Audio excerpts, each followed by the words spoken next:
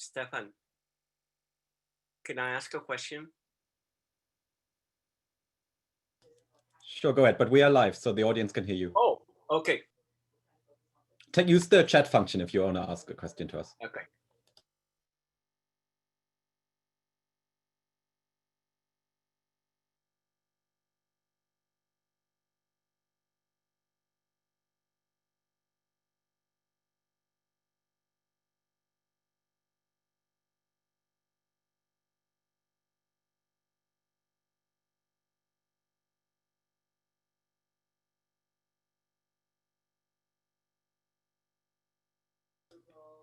So it seems like we lost Shayla Benhabib.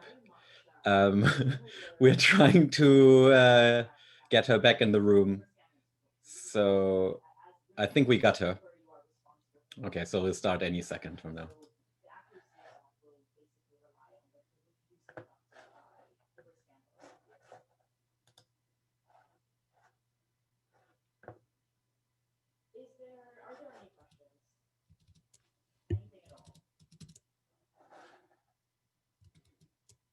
Okay, I think we're ready to go now. It's been a wonderful day so far, and we're in for another treat because we're extremely lucky to have with us Carolin Emcke. She's one of Germany's most outstanding public intellectuals, publicists, and journalists today, writing with a precise empathy about xenophobia and violence, desire and emotions. She's writing, in other words, to use the title of a recent book, though not the most recent one, against hatred. Writing against hatred by holding up the ways in which hatred erodes public space, and in particular diminishes language, but also the ways in which desire and utopia need to be converted into language themselves. She studied philosophy, history, and political science in Frankfurt at the LSE and at Harvard, eventually writing a dissertation in Frankfurt on the emergence of collective identities, jointly directed by Axel Honneth and Shayla Benhabib. This dissertation appeared in German in 2000 as her first book. She's a distinctively perceptive and, I have to say, sought-after voice, breaking through silences across a wide range of debates in the German and European public sphere, from trauma to terrorism, from gender to migration. And in this spirit, she is the long-standing host of a monthly discussion series at the Schaubühne Theater in Berlin. She has received numerous prizes, in fact, too many to list here, given the short amount of time we have. Suffice to say that she has been recognized for her investigative journalism, her contributions to literature, as well as to political debate, and in particular, her masterfully precise use of language. In 2016, she was awarded the prestigious Peace Prize of the German book trade. So we are very, very fortunate to have her with us today. Welcome, Carolin. Yes, thank you very much, Stefan. Thank you very much to everyone who's organized this wonderful event. Dear colleagues and friends, and dear Shayla, thank you really very much for the honor and privilege to be able to participate in this conference. I wish, like everyone else, we could see each other in person and celebrate properly. When I was asked to give the keynote at the conference, I was not just slightly worried, I was in full panic mode. It didn't help that Shayla said nobody would expect a philosophical lecture, but rather I could speak about her personally and be funny. Brilliant. Telling a German, don't worry, just be funny, isn't the best campaign. She even gave me the permission to tell personal stories, like the one when she was talking to a spider in her house on Highland Street. I don't remember her talking to a spider, but I do remember her talking to a treadmill in the gym. Actually, my treadmill next to hers. But I think that is a story to be told in person with plenty of beer and wine. To put it mildly, I'm not a great admirer of digital encounters because irony is as complicated in this remote form as are moments of silence or joy. They all seem awkward, and yet they would usually be part of how I would express my deep gratitude to my teacher and friend, Sheila Ben Habib. There are few people to whom I owe so much, and I hope you will forgive me, but I want to weave together today the personal and the political by taking three themes like musical motifs, working them through, and thereby celebrating Sheila Ben Habib. 1. Learning. In the Talmud, there is a passage that describes the duties of a father to his son. A father is therefore obliged to, quote, circumcise him, to redeem him if he's the firstborn son who must be redeemed by a payment to a priest, to teach him Torah, to marry him to a woman, and to teach him a trade. And some say also to teach him how to swim. Kiddushin 29a, verse 10. At first, it seems surprising that instruction in the art of swimming should be part of that list of obligations. Why should training how to swim belong to the grave duties of a father? Yes, if you live by the sea, your life may depend on it, but what else is it that a father relates to his son while swimming that is so important to be mentioned next to teaching Torah? Interestingly, it is not only the Talmud that considers learning how to swim so crucial. For Plato, too, swimming was indispensable knowledge. In the laws, it says, ignorant are those who do not know how to swim or read. I would indeed say that for me personally, it was as unforgettable how I learned how to read as how I learned how to swim. What is key in learning how to swim is you need another. You don't learn it by yourself. It requires a relationship and a process of showing, explaining, correcting, and supporting. It requires trying, failing, trying again, and finally, it requires this moment of letting go, of not showing anymore.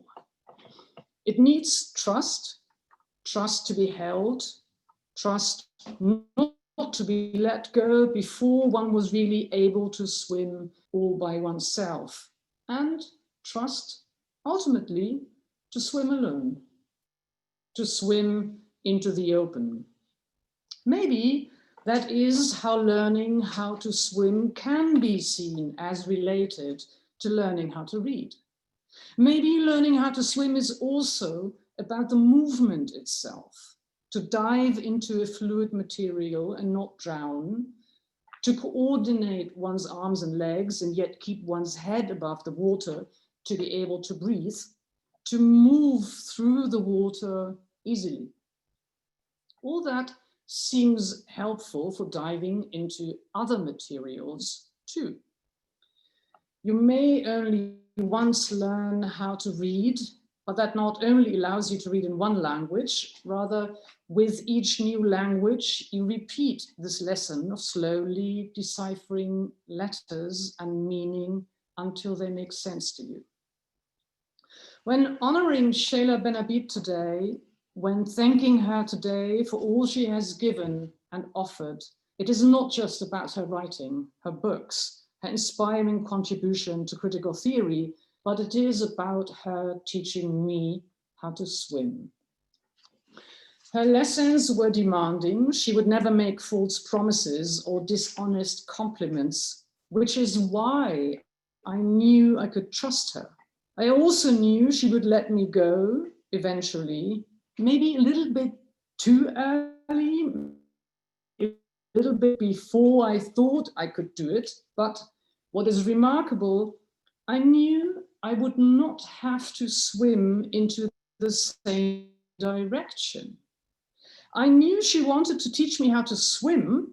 She did not want to dictate where to or what for. There was no attempt to form the next generation of critical theorists as mimetic reproductions of oneself. One could be different and equal at the same time. It never occurred to Shayla that I could be somehow less relevant to her or to the tradition of critical theory just because I did not choose an academic career. She taught how to read and reread, how to understand the architecture of theory, to see the structures, but also its rated breakpoints. She showed me how to take criticism, how to reflect on one's own writing and thinking, to not just repeat and defend it like so many others in this profession, but to improve it.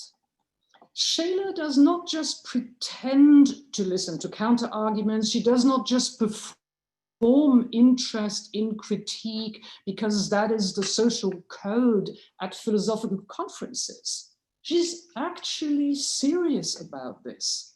Look at her texts. It is a permanent engagement with critique. I did not just learn how to swim from Shayla. I learned, and maybe that is what the passage on the Talmud is about, I learned what it means to learn. There was something even more existential, something prior to the process of learning. There was something about the relationship at the basis of it. I never had the impression I had to deserve the attention. I never felt I had to gain the trust. There was no precondition to thinking together, no precondition to being seen or heard, no precondition to being included in that realm of thinking, but also in your family.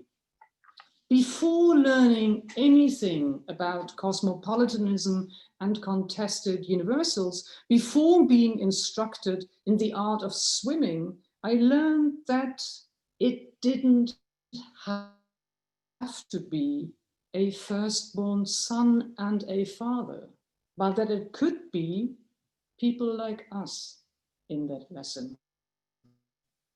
Retroactively, that may seem normal, but it wasn't at the time, and it certainly wasn't for me. As with every tradition, to be truthful to it, it cannot be passed on without disruptions, without transformations, without dissidence. To learn with and from Shayla, after studying in Frankfurt with Jürgen Habermas, Alfred Schmidt, Karl Otto Apel, Ehring Fetscher, Axel Honneth, was also that. A sense of reiteration, a different line of thinking or writing, one that was not blind to who one was, female, queer, multilingual, one that would be able to think with and for marginalized and excluded histories, experiences, bodies, desires, and voices. In situating the self, Ben-Habib writes, the moral self is not a moral geometrician, but an embodied, finite, suffering and emotive being, end of quote. It is interesting that she uses suffering here, a term that does not appear often in the texts of Ben-Habib, but that nevertheless is, as I would argue, an underlying theme in her work. The pain of an individual or community is permanently there in the background, like a haunting basso continuo that accompanies and colors the entire composition. So this is my second theme, suffering. In his memoir, Colored People, Henry Louis Gates writes, quote, "Of course, the colored world was not so much a neighborhood as a condition of existence. And though our own world was seemingly self-contained, it impinged upon the white world in almost every direction." End of quote. The condition of existence of the migrant, of the refugee, the fragility of exile, of interstatedness and statelessness, and how it impinges upon the world of the nation state are at the core of Ben Habib's thinking and writing. That is evident in her later works, The Rights of Others, Cosmopolitanism Without Illusions, and Exile, Statelessness, and Migration, which address the questions of equality and difference, human rights beyond the nation state, the concept of hospitality. And they are all written with the figure of the migrant or the refugee as the central subject for whose condition any social theory, any universalist philosophy, any legal or political framework must find answers.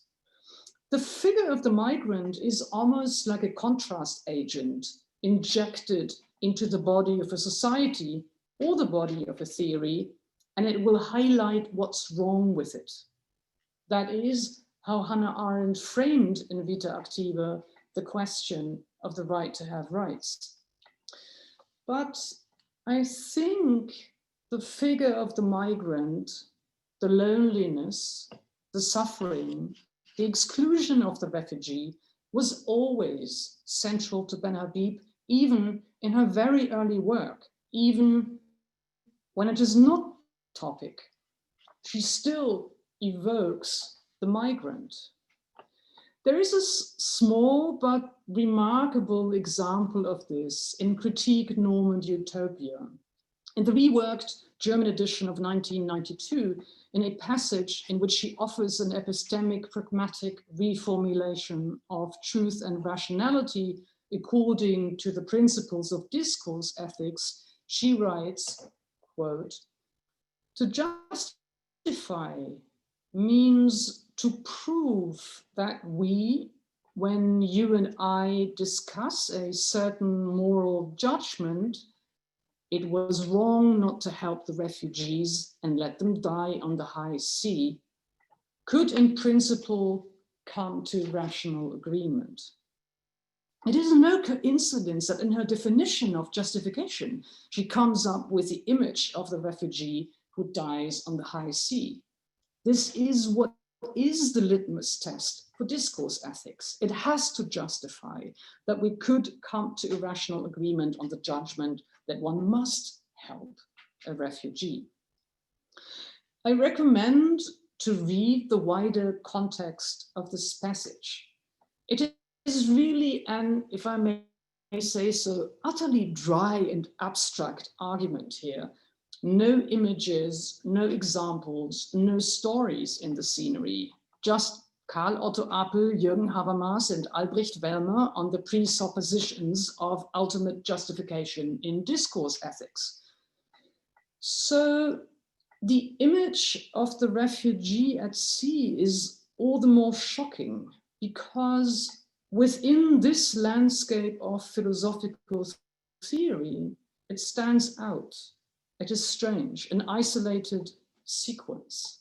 What Ben Habib does here is she doubles the situation of the refugee itself in and with her text, and thereby resists the refugee's condition of existence. The rightlessness of refugees, the negation and exclusion of refugees is always both condition and result of their invisibility. So Ben Habib makes sure that the refugee is visible, that prior to all moral judgment or legal reflections on the rights and status, the refugee needs to be represented. We have witnessed in the last decade the collective, at least the collective effort of the global north to not just mutilate the right of asylum and reduce it to a humanitarian gesture, something that can be given like an act of paternalistic generosity, but not a right that can be appealed to. We have also witnessed the creation of an archipelago of camps and detention centers, preferably exterritorialized, displaced, disconnected, out of sight, on the other side of a wall, or on the other side of the Mediterranean Sea. What remains locally are the camps and detention centers at the periphery of our cities, or sometimes, like in Paris, the informal settlements of tents and shacks on abandoned rail tracks underneath the highways or on the hot water pipes underground. In rural areas, it may be even old army barracks. What remains is guarded and fenced zones, policed by private security forces which control and restrict access and movement. Sometimes, nowadays, the fences around the camps are not built to lock up the refugees, but to prevent fascists from attacking them. I remember one fence at a refugee accommodation in Eisenhüttenstadt in East Germany, where the barbed wire was on the outside of the fence, not the inside, in order to protect against a racist, violent mob. We have seen during the Trump presidency not only intentional separation of children from their parents, the neglect of their most basic needs, the dehumanizing, cruel treatment by the Immigration and Customs Enforcement, but also the Kafkaesque dysfunctionality of a system that simulates legality, but does not even care enough to have procedures to collect and archive the necessary information about which detained child belongs to which separated mother. It belongs to the mechanism of domination to prevent the knowledge of the suffering it produces, Adorno once said. That is the mechanism we need to deconstruct. Sheila Ben-Habib's writing does not need autobiographical narration, and she very rarely refers to her own family's history of migration. There might even be a certain discomfort about speaking with a subjective voice and saying I in a text. But she does not have to. Her sensitivity to not just the legal status of the migrant or the refugee, but to their condition of existence, to their pain and confusion, their displacement, but also to their dignity, their courage, their incredible achievements is striking. Her empathy with the suffering of refugees is like a watermark shining through every text. For theorists socialized and trained at the Frankfurt schools and discourse ethics, though, the suffering of refugees, can you hear me? Yeah? Okay, can I continue? Absolutely, we can hear you perfectly. Okay, for theorists socialized and trained at the Frankfurt School and discourse ethics, though, the suffering of refugees, of victims of violence, of traumatized survivors constitutes a philosophical problem, one that had an enormous impact on my life and that Sheila Ben-Habib very early on was aware of. What if a person is not able to present their point of view rationally? What if a person's account does not qualify as intelligible? What if discourse ethics presuppositions for discourse participation, for discourse participants that deserve justification, are too exclusive or discriminatory? What if the experience of rape, of torture, of displacement has traumatized a person to the extent that she cannot or does not want to offer an account, cannot or does not want to express an interest? What if her account sounds absurd, disrupted, contradictory, circular? What if a person is speechless? Does that disqualify her as unreliable, irrelevant, irrational? In Critique Normal Utopia, Ben Habib addresses this in taking up an argument by Thomas Scanlon. Scanlon suggests that a being can be assigned morality if the idea of justification towards such a being makes sense. Scanlon offers three necessary conditions for this. The being has a good that can be represented by a trustee. Second, that this good is similar to ours. And third, that such a being marks a point of view in the world. And then Ben Habib writes, the capacity to feel pain fulfills all of these conditions. So even though it may not be possible to consider children, mentally ill, or animals as discourse partners, we can, with a little imagination, know how they suffer. So the capacity to feel pain is at the core, even if this pain cannot be translated into a narration, even if the experience of pain or the sense of shame silences a person. Ben Habib argues that it only needs a little imagination to understand how they suffer. I think this is what we both took upon us as the horizon for our writing, to address the pain and its political, structural, social causes, and to include those humanity or dignity, and to include those whose humanity or dignity is denied or ignored. We only work with different instruments or genres. In my case, it is the task of witnessing, to give words to those who don't trust them anymore, to develop a hermeneutic of understanding victims of violence, to translate their broken, shattered, irritating accounts into a narrative that would be heard and understood, potentially even when speaking at The Hague or Truth Commission. In your case, to come up with an incredibly complex and impressive political and legal theory that focuses on the dialectic relation of rights and identities, but then also knows when to change tone or gear when it seems necessary.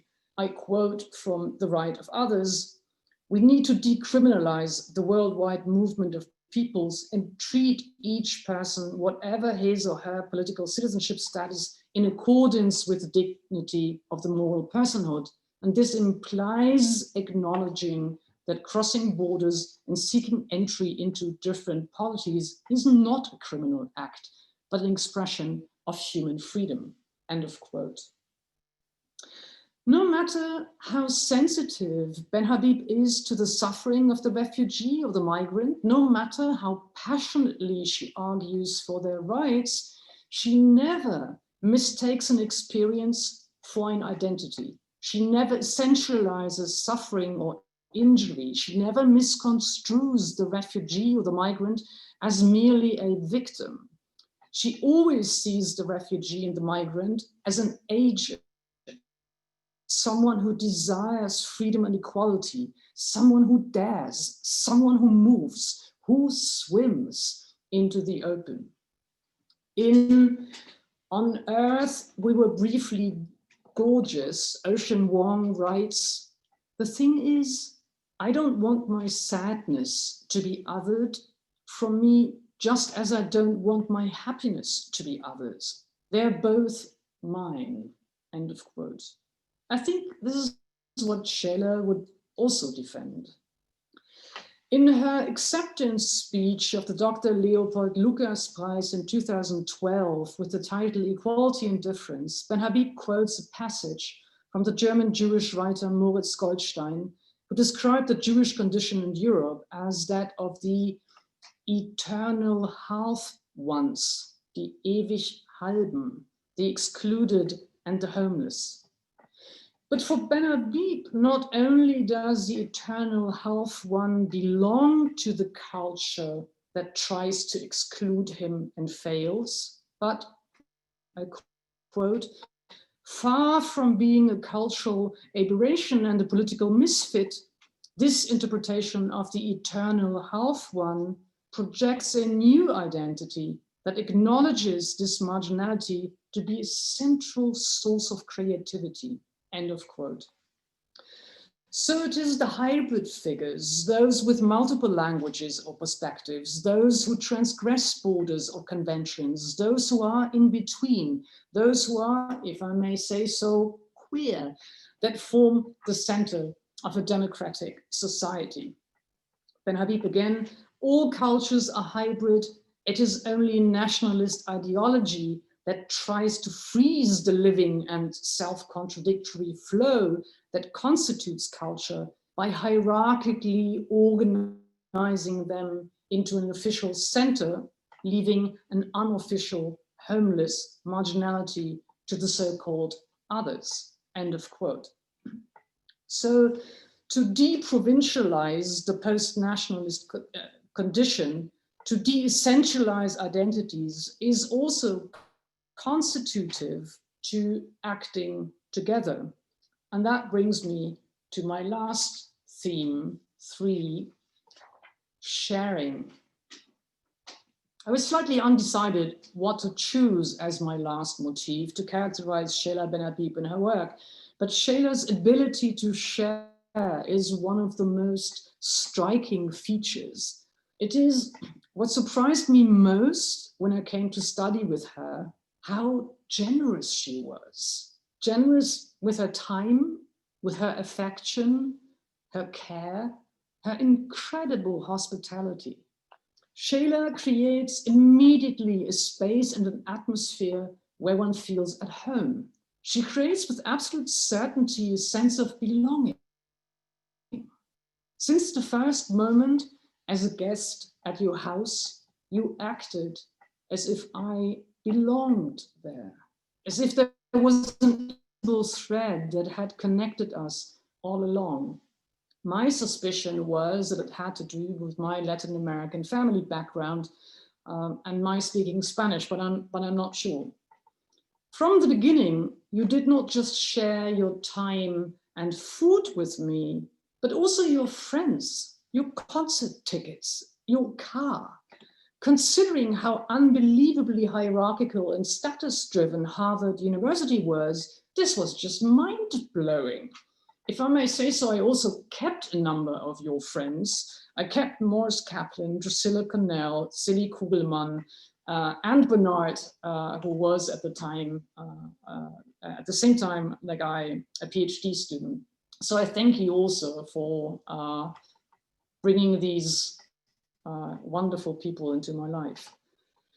It seemed absolutely natural to you that you would offer to me what was most precious to you.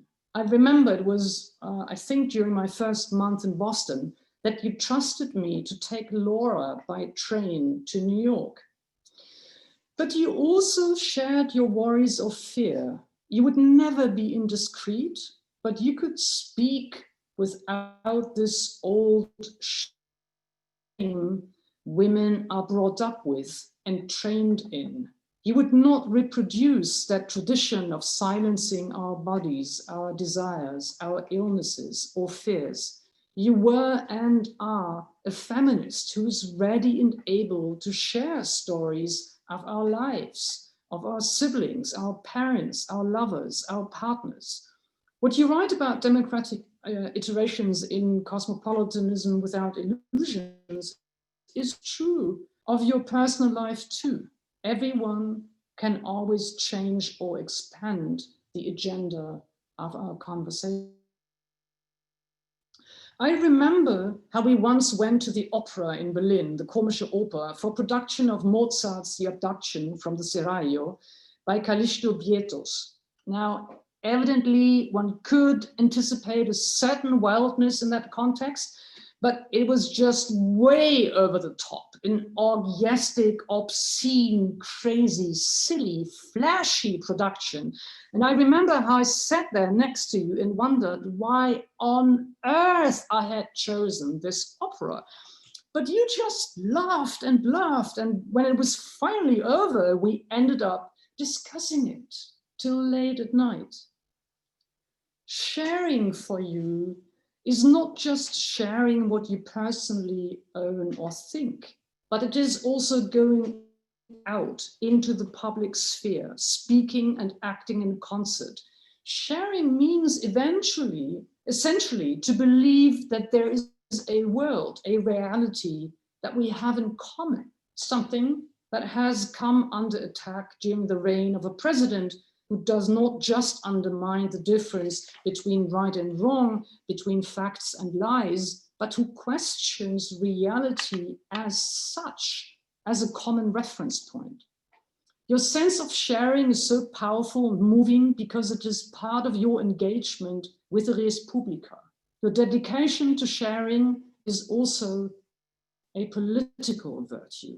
You believe in public goods, in using political theory and literature and law and music and storytelling to dismantle and deconstruct hierarchies, mechanisms of exclusion and stigmatization, and reiterate, reinvent, recreate a more inclusive, more just, more heterogeneous democratic society. Let me end by saying, you somehow always were and then also became family.